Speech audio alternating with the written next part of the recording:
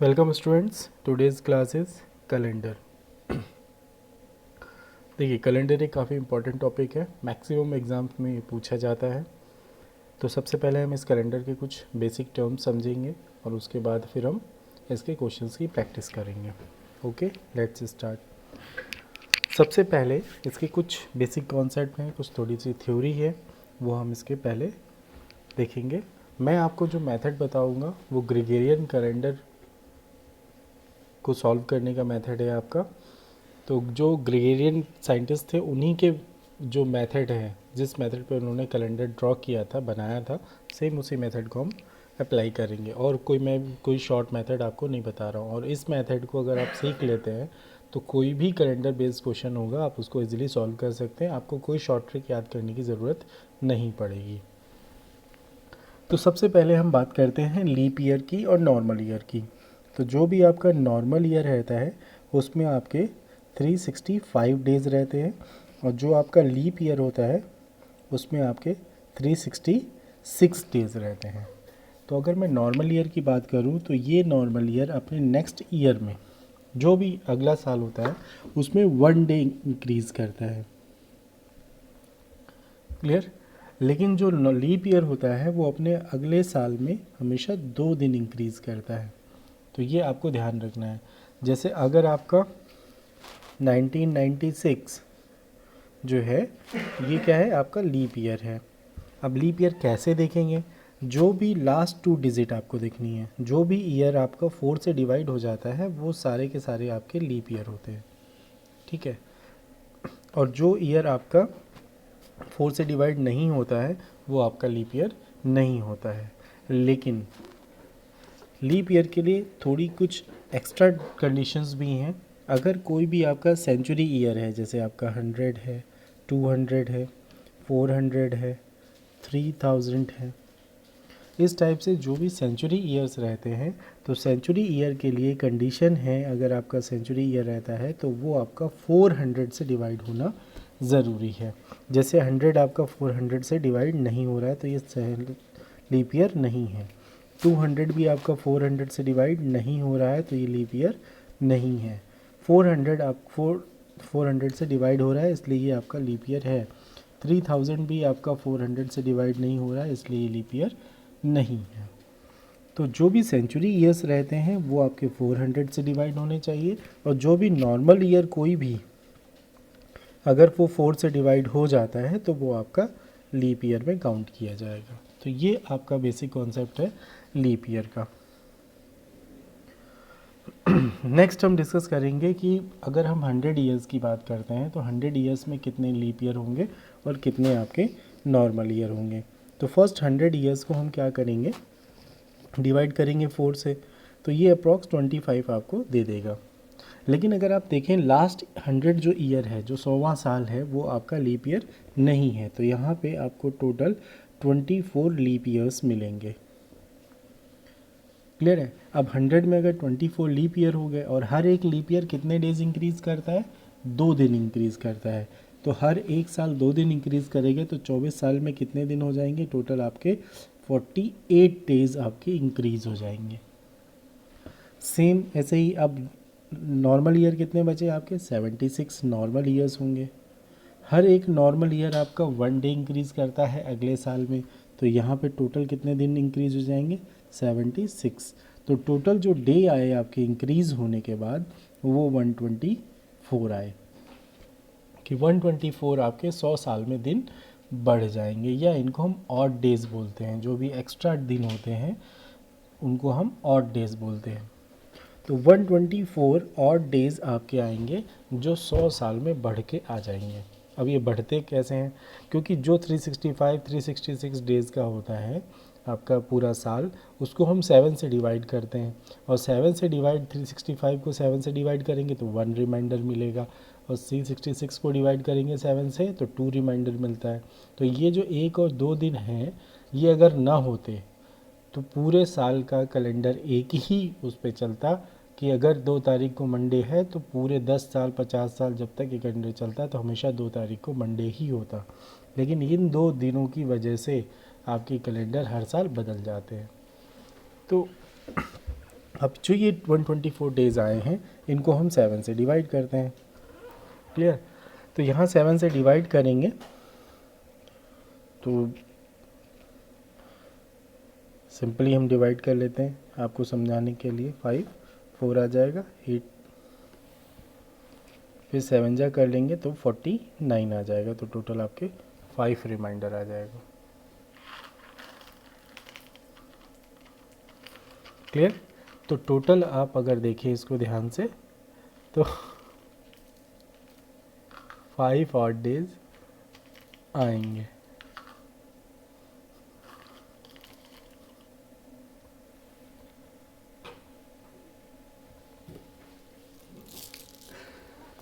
Clear? अब इसके बाद हम एक आपको टेबल बताते हैं। ये सब जो कहानी थी ये केवल आपको समझाने के लिए थी, इसका कहीं उसमें क्वेश्चन में ज़्यादा यूज़ नहीं आएगा। बस आपको सिंपल इतना याद रखना है कि अगर आपका लीप ईयर है तो आपके 2 ऑड डेज होंगे, और अगर आपका नॉर्मल ईयर है तो आपका 1 ऑड डे होता है। ऑड डे मतलब लीप ईयर नेक्स्ट ईयर में 2 दिन इंक्रीज़ करता है, नॉर्मल ईयर नेक्स्ट ईयर में 1 दिन इंक्रीज़ करता है। तो ये एक आपका बेसिक कॉन्सेप्ट है जो आपको याद रखना है। अब बात करते हैं टेबल की। अगर मैं ईयर्स की बात करूं और यहाँ पे ऑड डेज, तो फर्स्ट 100 ईयर्स में आपके कितने ऑड डे होंगे? 5 होंगे, जो भी मैंने कैलकुलेट किया था। तो 200 ईयर्स में कितने हो जाएंगे? टोटल 10 हो जाएंगे। अब 10 दिन का कोई भी गैप होगा तो उसमें आपका 1 वीक कंप्लीट हो जाएगा 7 दिन का। तो उसको भी अगर हम हटा दें तो यहाँ पे केवल और केवल आपके 3 ऑड डेज बचते हैं। तो 300 में कितने हो जाएंगे? 15 ऑड डेज हो जाएंगे। 15 ऑड डेज में आपके 2 सप्ताह कंप्लीट हो जाते हैं, 2 वीक्स कंप्लीट होते हैं 14 डेज़ के। उनको भी अगर हम हटा दें तो यहाँ पे सिंगल 1 ऑड डे बचता है। नेक्स्ट अगर हम 400 की बात करें तो 400 में आपके 20 हो जाएंगे। लेकिन जो भी आपका ये लास्ट 100 ईयर था, मतलब शताब्दी वर्ष था, जो भी सेंचुरी ईयर था, वो कोई भी लीप ईयर नहीं था। लेकिन 400 का जो आखिरी वर्ष है वो आपका एक लीप ईयर है। इस वजह से यहाँ पे टोटल कितने ऑड डेज हो जाएंगे? 21 हो जाएंगे। और 21 टोटली आपके 3 सप्ताह बन जाएंगे। तो ये कोई भी एक्स्ट्रा दिन नहीं देगा। क्लियर है? तो जो 400 में आएगा वो आपके 0 ऑड डेज आएंगे। मतलब अगर पहला दिन आज मंडे है तो आज से 400 साल बाद भी जो दिन आएगा वो मंडे ही होगा। तो 400 के रिपीटिशन में जितने भी दिन होंगे वो सारे आपके सेम रहेंगे। तो यहाँ से एक अगर कॉन्सेप्ट मिलता है कि 400 का कोई भी मल्टीपल अगर हम ले लेंगे, 1200, 1600, ठीक है, और 2000, तो इन सभी में आपके जो भी ऑड डेज आएंगे वो 0 ही होंगे। इसीलिए आपने देखा होगा कि जब आप कैलेंडर सॉल्व करते हैं तो आप 1600, 2000, 2400 इस टाइप से लेते हैं। हमेशा हम 400 के मल्टीपल में लेते हैं, जिससे हमारा कैलकुलेशन मैक्सिमम नेगलेक्ट हो जाता है। तो ये आपको इतना याद रखना है। अब हम जैसे अगर मुझे कैलकुलेट करना है कि 1947 में कितने आपके ऑड डेज आएंगे, तो 1947 को हम ब्रेक करेंगे। इसको लिख सकते हैं 1600 प्लस 300 प्लस 47। तो 1600 प्लस 300 प्लस 47 इसीलिए लिया है क्योंकि मुझे ये भी पता है कि 300 में कितने ऑड डेज होते हैं? आपके 1 आता है।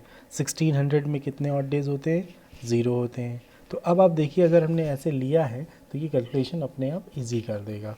अब 47 में देखते हैं। तो 47 को आप क्या करिए? 4 से डिवाइड करिए। जब 4 से डिवाइड करेंगे तो ये 11 टाइम्स डिवाइड होगा, और एक ये आपका यहाँ आएगा। इन सभी को ऐड कर लेंगे। जो ये 300 का 1 ऑड डे था उसको मैंने यहाँ पे ऐड कर लिया है। टोटल ऐड करेंगे तो ये आ जाएगा 59। क्लियर? अब 59 को आप क्या करिए, ये आ गए total odd days. Total odd days. अब इस टोटल ऑड डेज से आपको देखना है कि कितने इसमें ऑड डेज होंगे, तो आपको 7 से डिवाइड कर देना है। 8 टाइम्स डिवाइड होगा 56, यहाँ पे आपका 3। तो टोटल 1947 में आपके 3 ऑड डेज आएंगे। क्लियर? नेक्स्ट क्वेश्चन देते हैं। जैसे 2010 में हमें कैलकुलेट करना है कि इसमें कितने ऑड डेज होंगे।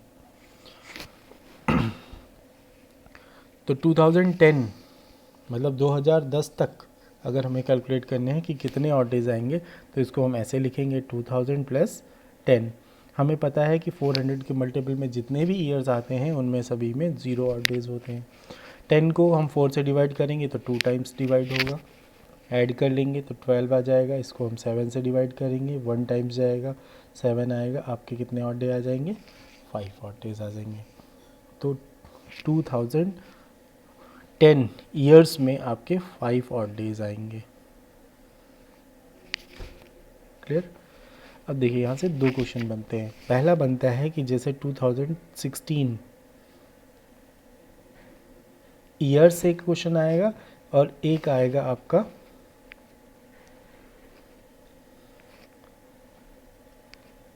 Year 2016 odd days. ये दो तरह से क्वेश्चन पूछा जाता है। 2016 ईयर्स में ऑड डेज कितने होंगे और ईयर 2016, तो यहाँ पे 1 to 2016 की बात कर रहा है और यहाँ पे सिंगल इसी ईयर की बात कर रहा है। तो यहाँ पे हमें चेक करना है नॉन लीप ईयर या लीप ईयर ही हमें चेक करना है, केवल और कुछ चेक नहीं करना है। लेकिन यहाँ पे हमें टोटल कैलकुलेट करना पड़ेगा कि 2016 सालों में कितने आपके ऑड डेज आए हैं।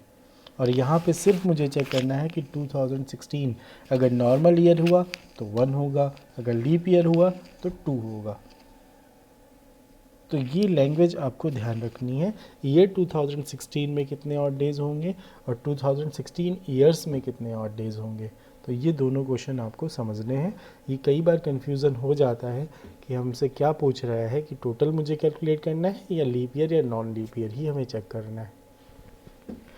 तो इसके लिए आपको ध्यान रखना है दोनों चीज़ों में। नेक्स्ट हम कुछ और क्वेश्चंस की प्रैक्टिस करेंगे, उसके बाद हम आगे डिस्कस करेंगे किसी भी डेट को अगर हमें कैलकुलेट करना है तो हम कैसे उसको कैलकुलेट करेंगे। तो हम बात करते हैं जैसे कुछ और क्वेश्चंस करते हैं 2000 जैसे 90। तो 2090 अगर है तो इसको हम कैसे लिखेंगे? 2000 प्लस 90। क्लियर? यहाँ तो आपको 0 हो जाएंगे, 4 से डिवाइड करेंगे तो कितना आ जाएगा? 2 टाइम्स, 22 टाइम्स आएगा। इसको ऐड कर लेंगे 2, 112 आ जाएगा। 7 से डिवाइड कर देंगे तो 1 टाइम्स करेंगे 7, 4, 2, तो देखिए 6 पूरा डिवाइड हो गया। क्लियर? तो यहाँ पे कितने ऑड डेज आएंगे? 0 ऑड डेज आएंगे। क्लियर है सभी को? ओके। अब हम बात करते हैं किसी भी पर्टिकुलर डेट में अगर हमें कैलकुलेट करने हैं कि उस डेट में हमारे कितने ऑड डेज होंगे। तो डेट में कैलकुलेट करने के लिए आपको मंथ को थोड़ा सा ध्यान देना है। जनवरी, फरवरी, मार्च, अप्रैल, मई, जून, जुलाई, अगस्त, सितंबर, अक्टूबर, नवंबर एंड दिसंबर। सभी भी में अगर हम मंथ में डेज़ लिखते हैं तो 31, फरवरी में या तो 28 होंगे या फिर आपके 29 आएंगे। मार्च में आपका 31, अप्रैल 30, मई 31, जून 30, जुलाई 31, अगस्त 31, सितंबर 30, अक्टूबर 31, नवंबर 30 एंड दिसंबर 31। तो ये टोटल डेज़ हो गए आपके मंथ के। अब हर एक मंथ में अगर हम देखें इतना बड़ा एडिशन या सब्ट्रैक्शन अगर हम करेंगे कि हमें जनवरी से लेके दिसंबर तक सारे डेज़ ऐड करने हों तो हम इनको डेज़ ऐड नहीं करेंगे। हर 7 डेज़ के बाद आपके डेज़ रिपीट होना स्टार्ट हो जाते हैं। तो इसलिए सभी जितने भी मंथ के डेज़ हैं उन सभी को हम 7 से डिवाइड कर देंगे और सभी के ऑड डेज़ लिख लेंगे। तो जो भी 31 डेज़ का है वो कितने ऑड डेज़ देगा? आपको 3। और जो भी 30 डेज़ का मंथ है वो आपको ऑड डेज़ देगा 2। अगर फरवरी 28 की है तो 0 ऑड डेज़ होंगे, अगर फरवरी 29 की है तो 1 ऑड डे होंगे। तो इस टाइप से हम हर एक मंथ के ऑड डे कैलकुलेट कर सकते हैं। तो इस टाइप से आप सभी मंथ के जितने भी ऑड डेज़ हैं उनको कैलकुलेट कर लेंगे। और ये आपको याद रखना है कि जो भी 30 का होगा उसमें 2 दिन ऑड डेज आएंगे, जो भी 31 डेज़ का होगा उसमें 3 ऑड डेज आएंगे।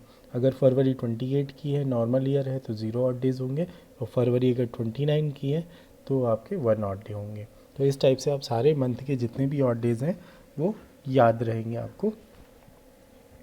अब बात करते हैं किसी भी डेट की। जैसे हम आज की डेट देख लेते हैं, तो आज की डेट है आपकी, या कोई भी ऐसी डेट लेते हैं जो थोड़ा सा आपके लिए इजी रहे। जैसे 15 मार्च 1936। अब देखिए 15 मार्च 1936, अब इस क्वेश्चन को हमें बताना है इस डेट में कि कौन सा दिन था। तो दिन बताने के लिए आपको ध्यान रखना है कि 1936 अभी आपका जनवरी कंप्लीट हुई है, फरवरी कंप्लीट हुई है, और 15 डेज़ मार्च के कंप्लीट हुए हैं, मतलब 1-2-1935 तक आपके टोटल कंप्लीट हुए हैं। उसके बाद 1936 का केवल जनवरी, फरवरी और 15 डेज़ ऑफ मार्च इतना कंप्लीट हुआ है। तो हमें सबसे पहले क्या करना है कि 1-2-1935 हमें डेज़ जितने भी ईयर्स में ऑड डेज़ आए हैं वो कैलकुलेट करने हैं। फिर जनवरी में आपके ऑड डेज़ 3, फरवरी आपका देखिए कि 36 आ रहा है। 1936 एक आपका लीप ईयर है, जिसकी वजह से फरवरी आपकी 29 डेज़ की होगी, तो यहाँ पे 1 ऑड डे आएगा। और उसके बाद 15 डेज़ यहाँ पे मार्च के, जो आपको टोटल कैलकुलेट कर लेने हैं। तो यहाँ से जो भी ऑड डेज़ आएंगे वो, और उसके बाद ये टोटल ऑड डेज़ आप ऐड करके 7 से डिवाइड कर देंगे, आपका फाइनल आंसर आ जाएगा। क्लियर है? तो अब हम स्टार्ट करते हैं अपना सोल्यूशन।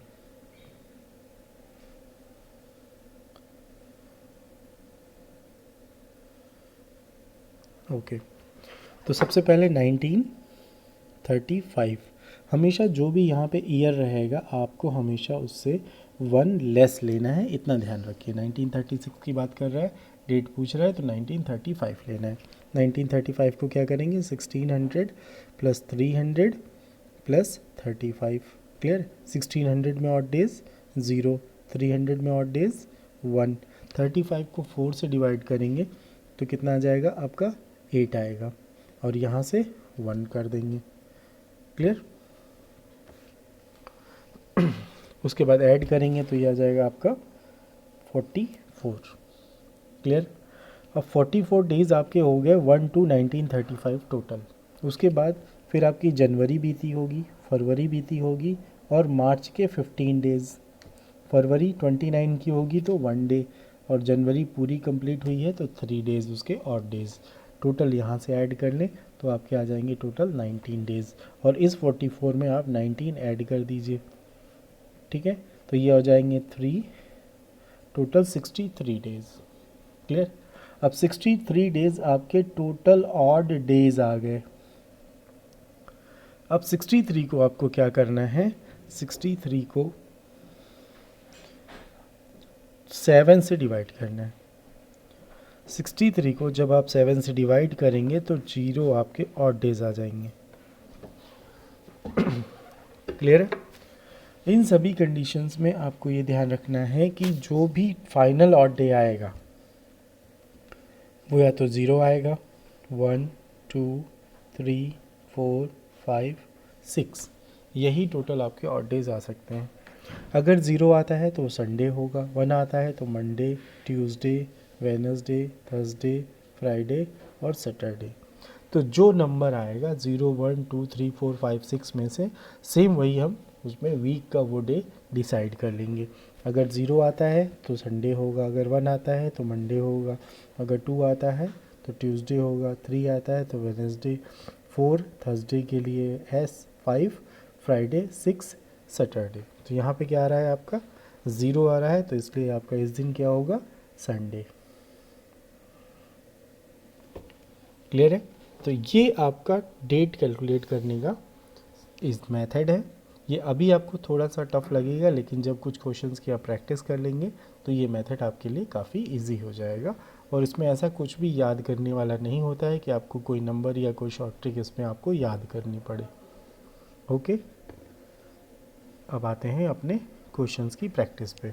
अब जैसे पूछा गया है 15 अगस्त 1947 को कौन सा दिन था, और ये मोस्ट कॉमन क्वेश्चन है और बहुत ज़्यादा पूछा जाता है। दूसरी डेट है आपकी रिपब्लिक डे की जो डेट है कि 26 अगस्त, सॉरी 26 फेब, सॉरी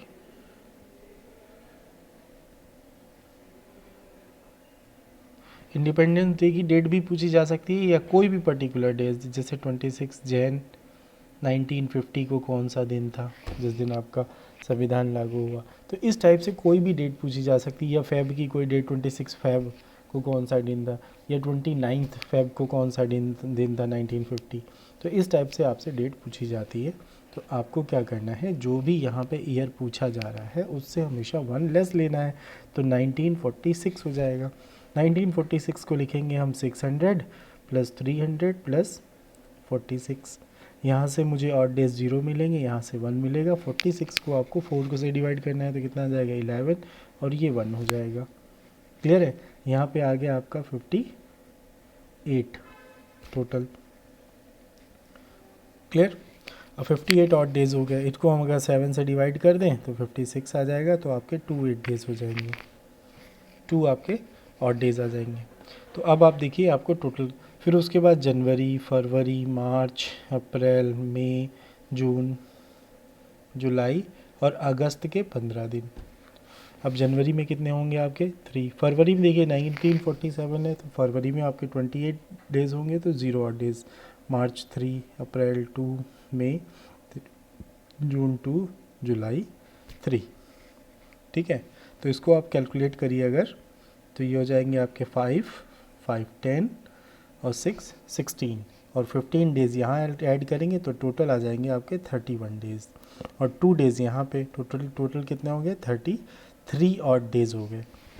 अब 33 को आप क्या करेंगे 7 से डिवाइड करेंगे, 33 को आप 7 से डिवाइड करेंगे तो 4 टाइम्स 28 आ जाएगा, तो आपका 5 आएगा।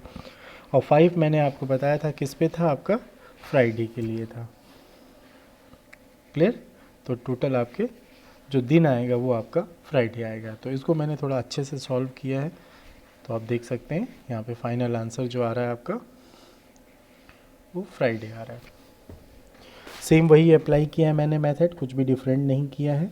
सबसे पहले 1947 दिया हुआ है तो 1946 तक साल पूरे हुए होंगे, फिर 1 जनवरी से 15 अगस्त तक पूरे दिन कैलकुलेट करने हैं कि कितने ऑड डेज हुए।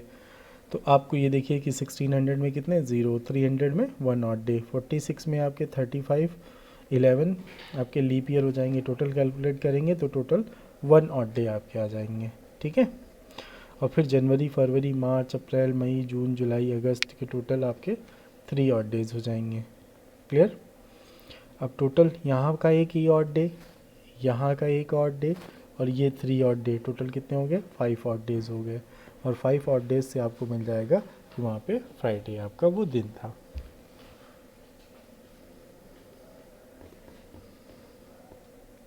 नेक्स्ट क्वेश्चन है today is Monday after 61 days. तो आफ्टर 61 डेज़ या कुछ दिन बाद का अगर कोई दिन पूछता है तो आपको डायरेक्ट उसको 7 से डिवाइड कर देना है।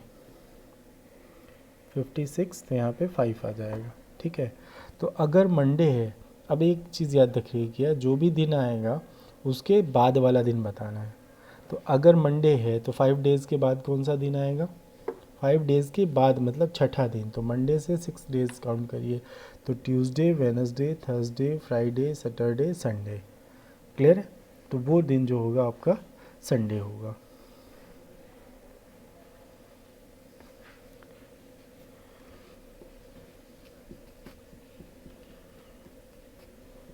सॉरी, क्वेश्चन में थोड़ा सा मिस्टेक है, यहाँ पे मैंने 63 डे कर दिया है, जिसकी वजह से आपका आंसर जो है वो गलत आ रहा है।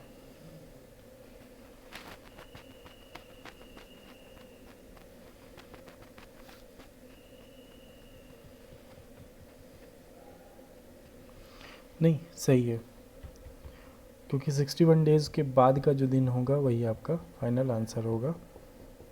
तो सैटरडे आपका करेक्ट आंसर है। सॉरी।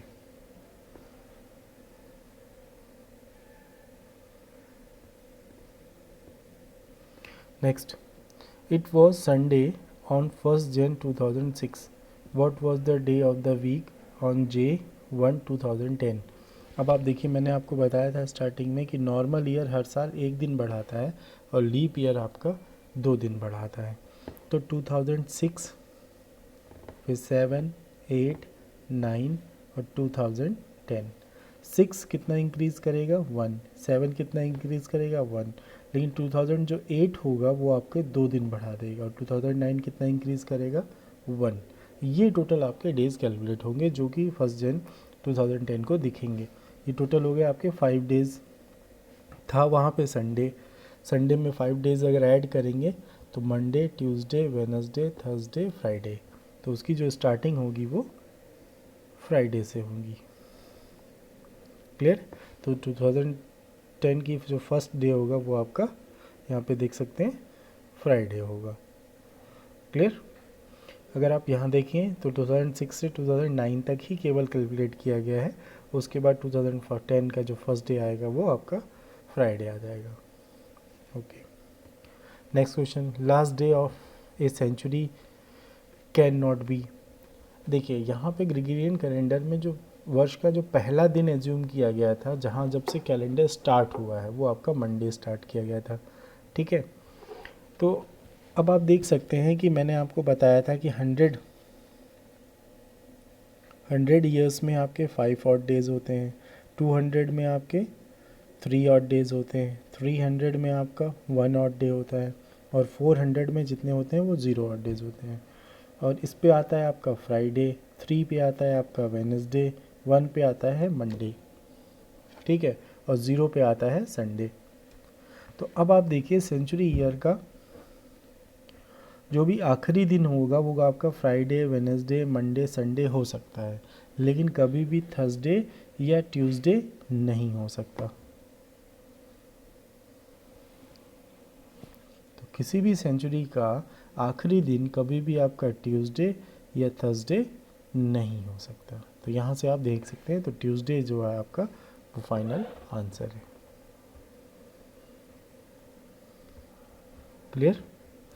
तो यहाँ आप देख सकते हैं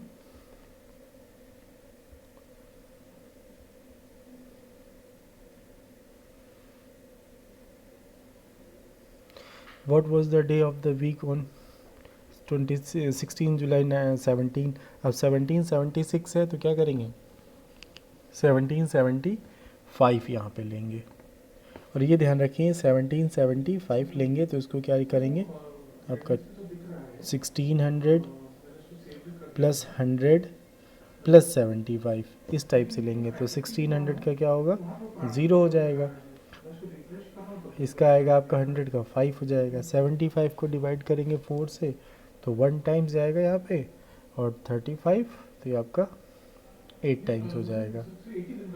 ठीक है, और 5 डेज़ यहाँ से आ जाएंगे। ठीक है, तो 5 5 10 18 और ये आएगा 98 डेज़ आ जाएंगे। ठीक है, 7 से यहाँ पे डिवाइड करेंगे इसको अगर तो 0 और डेज दे देगा। क्लियर। उसके बाद 16 जुलाई तक आपको सारे डेज ऐड कर लेने और आपको फाइनल आंसर मिल जाएगा। क्लियर है। तो सेम देखिए यहाँ पे 0 और डेज आ गए। अब जनवरी से लेके जुलाई तक सारे डेज कैलकुलेट कर लेने और फिर आपको जो भी आएंगे डेज उसको 7 से डिवाइड कर देंगे, आपका फाइनल आंसर आ जाएगा। Next, what will day of the week 15 August 2010। अभी जैसे 15 अगस्त 1947 का किया था, सेम वैसे ही हम 15 अगस्त 2010 को भी कैलकुलेट करेंगे। बस क्या चेंजेस क्या होंगे, 2010 है तो क्या करेंगे 2009 प्लस से कैलकुलेट करेंगे, तो 2009 को हम लिखेंगे 2000 प्लस 9, 2000 में आपके 0 और डेज हो जाएंगे और 9 में जो आएंगे इसको ऐसे करेंगे, 2009 को करना है तो 2000 प्लस 9, यहाँ पे आपके 0 और डेज आ गए और 9 में आपके 2 आ जाएंगे, टोटल हो गया 11। 7 से डिवाइड करेंगे तो 4 आउट डेज आपको मिल जाएंगे। तो यहाँ से आपको 4 आउट डेज मिल गए। अगस्त तक कैलकुलेट करेंगे तो मैंने अभी पहले कैलकुलेट किया तो 31 आया था, तो कितना हो गया टोटल आपका 35 आने से आपके 0 आउट डेज आएंगे 7 से डिवाइड करने पे, तो आएगा 0 और 0 पे कौन सा दिन होता है आपका संडे।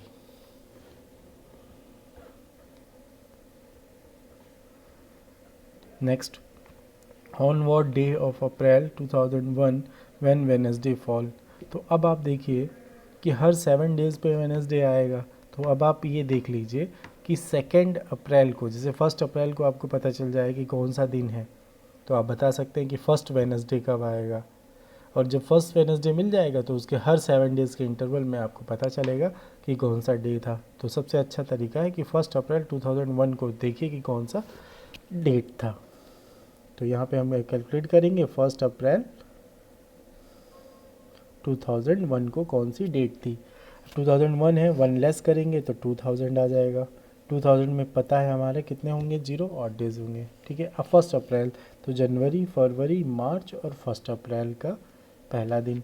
जनवरी में 3 ऑड डेज। 2001 है, नॉर्मल ईयर है, तो फरवरी में 0 ऑड डेज होंगे, मार्च में आपके 3 और अप्रैल का 1, टोटल आ जाएंगे आपके 7 से भी आपको पता चल जाएगा कि आपके 0 ऑड डेज आ रहे हैं, मतलब 1 अप्रैल को आपको जो दिन होगा वो संडे होगा। ठीक है, तो 1 अप्रैल को अगर आपका संडे है तो जो वेनसडे आएगा वो आपका किस डेट में आएगा, तो देखते हैं 1 2 3 4। तो फर्स्ट को आपका हो गया संडे, फिर मंडे, ट्यूसडे, देन वेनसडे। तो 4 तारीख को अगर वेनसडे आ रहा है तो पहला, तो हर 7 दिन के बाद वेनसडे आएगा। तो 4, 11, 18 और 25 सभी दिन होंगे जो वेनसडे होंगे। क्लियर? इस टाइप से आप इस क्वेश्चन को कैलकुलेट कर सकते हैं। यहाँ देखिए मैंने कैलकुलेट किया है, तो 4, 11, 18 एंड 25 आपका आंसर आ रहा है। Next, how many days are there in X week and X days. इस क्वेश्चन में आप काफ़ी लोग कंफ्यूज होते हैं कि टोटल कितने डेज़ होंगे। तो अब आप देखिए कि हर एक वीक में कितने होते हैं, 7 डेज़ होते हैं। तो एक्स वीक में कितने आपके डेज़ हो जाएंगे, एक्स वीक में आपके 7x डेज़ हो जाएंगे। ठीक है, और यहाँ पे x डेज़ पहले से हैं, तो टोटल कितने हो गए, 8x डेज़ हो जाएंगे आपके टोटल। क्लियर? तो 8x आपका फाइनल आंसर होगा। Next, on 8th Feb 2001 it was Tuesday. What was the day of the week on 8th Feb 2004? अब आप देखिए कि 2004 में हमें नहीं, 2004 क्या है आपका, लीप ईयर है। तो लीप ईयर और 8th Feb की बात कर रहा है, तो ये लीप ईयर अगले साल में कितने डेज इंक्रीज़ किया होगा, आपका 2 दिन इंक्रीज़ कर दिया होगा। ठीक है, अब 2 दिन इंक्रीज़ करने से आपका ट्यूसडे आया है, तो ट्यूसडे से पहले 2 दिन तो क्या होगा, मंडे और संडे। ठीक है, तो 2 दिन इंक्रीज़ करने पे ट्यूसडे आ गया 2005 में। तो 2004 में वो कौन सा दिन रहा होगा, आपका ट्यूसडे।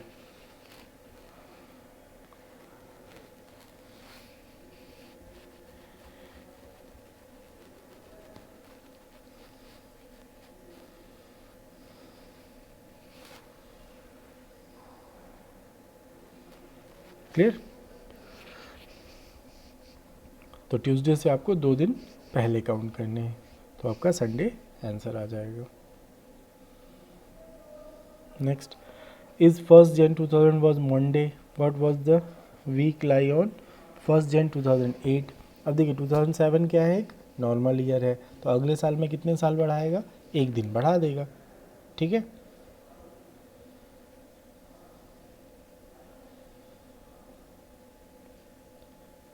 तो 1 दिन बढ़ाने से क्या होगा, अगर मंडे का क्या हो जाएगा, ट्यूसडे होगा। क्लियर? तो ये टॉपिक आपका फिनिश होता है। Okay, thank you.